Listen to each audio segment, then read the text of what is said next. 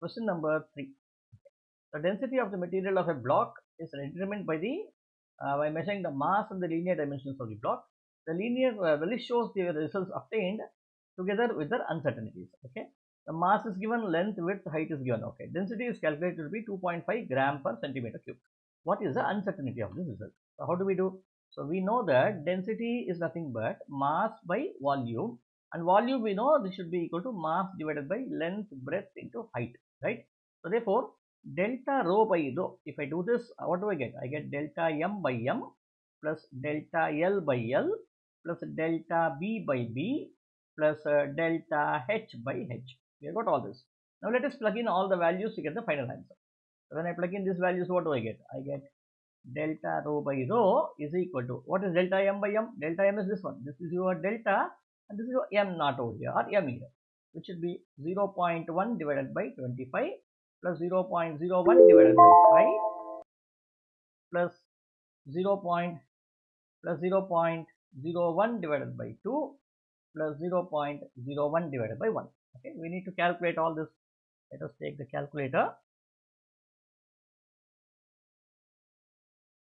Okay, just a moment. So this will be 0.1 divided by 25 is equal to 0.004. Let me write it down separately. 0.004 plus, now this will be 0.01 divided by 5 will be 0.002 plus 0.005 plus 0.001. Now let us add up all of them. So I get this as 0.002 plus 0.005 plus 0.004 plus 0.01. I get this as 0.021. 0.021. Now this is delta rho by rho. See, if you look at this here, all this have some unit, which means that he is not asking you delta rho by rho, he is asking you this value of delta rho itself. So therefore, if I want to get delta rho, what do I see? I need to do delta rho should be equal to rho times 0.021. Now I need to get the density. How do I get the density? I'll calculate the density here.